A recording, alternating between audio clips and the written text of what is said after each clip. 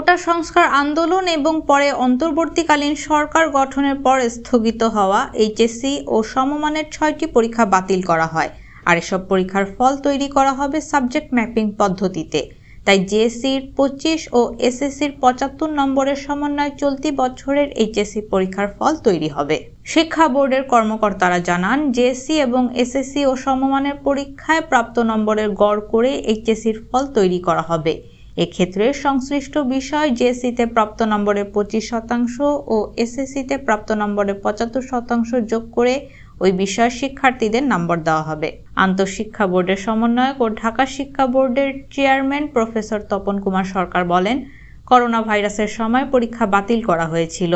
পরে পূর্বের পরীক্ষায় সাবজেক্ট ম্যাপিং প্রক্রিয়ার ফল প্রকাশ করা হয়। এবার সেই পদ্ধতিতে ফল তৈরি করা হবে।